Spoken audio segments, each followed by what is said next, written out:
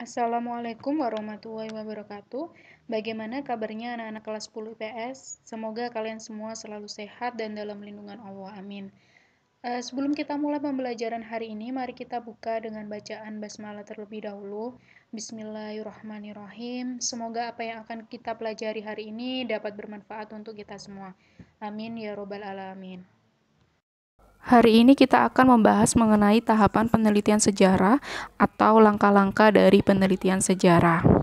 Langkah yang pertama yaitu pemilihan topik. Jadi sebelum melakukan penelitian sejarah, kamu tuh harus menentukan terlebih dahulu mengenai topik atau pembahasan yang akan kamu teliti.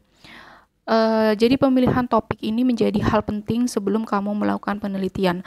Ada beberapa unsur dalam pemilihan topik. Yang pertama ini adalah bernilai.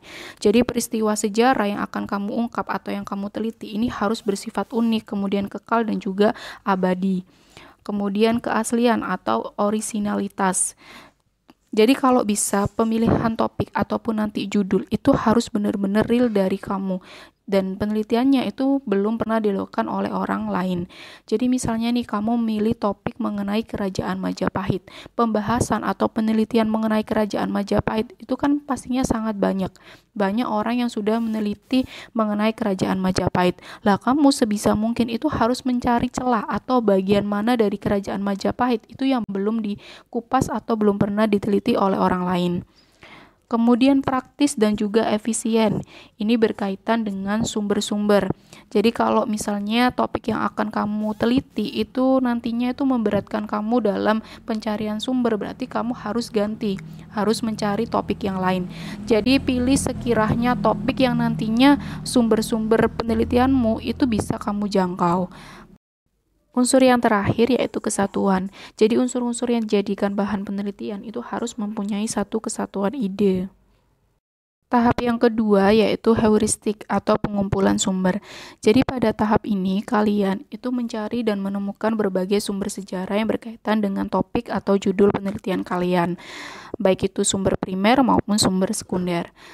Tapi dalam penelitianmu itu wajib ada yang namanya satu sumber primer agar penelitianmu itu lebih valid.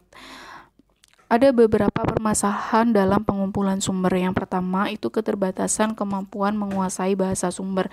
Apalagi kalau kalian melakukan penelitian pada masa kolonial, itu kan kebanyakan sumber-sumber yang ada itu berbahasa Belanda. Yang kedua, tidak semua orang itu dapat mengakses sumber tersebut karena memang di poin ketiga itu ada beberapa sumber yang masih dikategorikan sebagai sumber tertutup, jadi sulit untuk diakses. Kemudian yang keempat, sumber sejarahnya itu sudah berusia sangat tua dan juga rentan jika disentuh. Terus yang terakhir yaitu banyak sejarah yang masih menggunakan tulisan tangan. Kita itu mencari sumbernya di mana, Bu? Ada beberapa badan arsip ya. Jadi badan arsip itu menyimpan berbagai dokumen-dokumen penting. Kalau misalnya kalian mau meneliti tentang sejarah kota Surabaya, berarti datang aja ke badan arsip kota Surabaya yang ada di daerah Ngagel. Kemudian kalau misalnya penelitianmu lebih luas membahas mengenai kota provinsi Jawa Timur, misalnya daerah Madiun, Tuban, kemudian kota Gresik, itu juga bisa langsung aja datang ke badan arsip provinsi Jawa Timur yang ada di daerah Jagir, Wonokromo. Terus kalau misalnya lebih luas mengenai tentang perang yang ada di Aceh, kemudian perang di Ponorogo, kamu juga bisa langsung ke Badan Arsip Nasional yang ada di Jakarta. Dan rata-rata masing-masing daerah itu ada yang namanya Badan Arsip. Jadi semua dokumen-dokumen yang berkaitan dengan peristiwa-peristiwa yang pernah terjadi di masing-masing daerah atau masing-masing provinsi itu tersimpan rapi di Badan Arsip. Kalau kalian mau cari koran-koran lama atau yang terbit misalnya pada zaman Soeharto, kalian bisa datang langsung ke perpustakaan milik Pak Wi yang ada di daerah Rungkut, Surabaya. Tahapan yang ketiga yaitu verifikasi atau yang disebut dengan kritik sumber. Jadi pada tahap ini merupakan tahap proses menguji keaslian suatu sumber. Verifikasi itu sendiri ada dua, yaitu kritik ekstern dan juga kritik intern.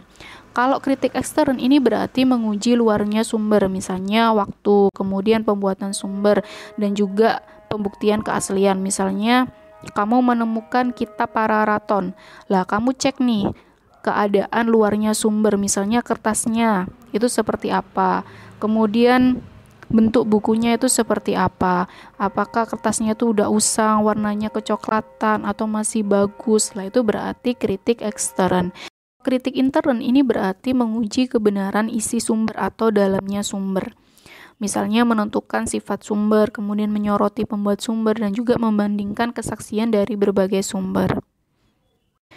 Tahap yang keempat yaitu interpretasi atau penafsiran. Jadi pada tahap ini kamu itu sudah menemukan yang namanya fakta sejarah. Faktanya kamu dapat dari mana? Dapat dari data yang ada pada sumber yang sudah kamu temukan. Lah dari fakta itu nanti akan kamu tafsirkan dan juga kamu hubungkan. Ada dua tahap, yaitu tahap analisis dan tahap sintesis. Kalau analisis ini berarti menjawab pertanyaan-pertanyaan dari penelitian, sedangkan yang sintesis ini berarti membuktikan adanya hubungan sebab akibat. Jadi pada intinya, interpretasi ini merupakan tahap penafsiran makna fakta dan juga menghubungkan antara satu fakta dengan fakta yang lain. Tahap yang kelima atau tahap yang terakhir yaitu historiografi atau penulisan.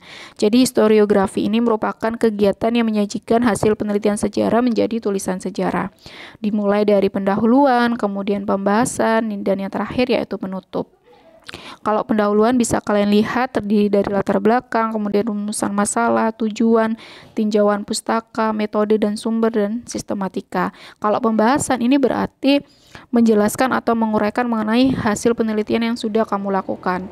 Terus kalau penutup ini berarti gambaran penelitian secara umum, bisa ada saran, kemudian dan juga simpulan. Historiografi di Indonesia itu sendiri itu dibagi menjadi 4, yaitu historiografi tradisional, historiografi kolonial, historiografi nasional, dan historiografi modern. Untuk itu ada tugas buat kalian sesuai yang ada pada tabel di layar ya. Jadi itu ada jenis historiografi dari nomor 1 sampai 4. Silakan kamu cari ciri-ciri dari masing-masing historiografi tersebut, kemudian contoh dari masing-masing historiografi. Misalnya yang poin nomor 1, historiografi tradisional. Lah, ciri-ciri dari historiografi tradisional itu apa? Misalnya lebih banyak menuliskan peristiwa sejarah yang berkaitan dengan kerajaan-kerajaan yang ada di Indonesia, baik itu kerajaan Hindu-Buddha maupun kerajaan Islam. Terus kolom berikutnya yaitu contoh, itu berarti kamu cari contoh dari historiografi tradisional di Indonesia itu apa saja. Silakan kerjakan di buku tulis kalian. Untuk hasil pekerjaannya silakan difoto, kemudian diupload di link absensi dan pengumpulan tugas yang nanti akan Bu Nai share di grup Mapel ya. Tugas dikumpulkan terakhir hari ini pukul 9 malam. Kalau terlambat berarti potong nilai. Ya, itu tadi materi yang Bu Nai sampaikan hari ini. Sampai ketemu minggu depan. Tetap selalu semangat dan jaga kesehatan. Bu Nai akhiri. Wassalamualaikum warahmatullahi wabarakatuh.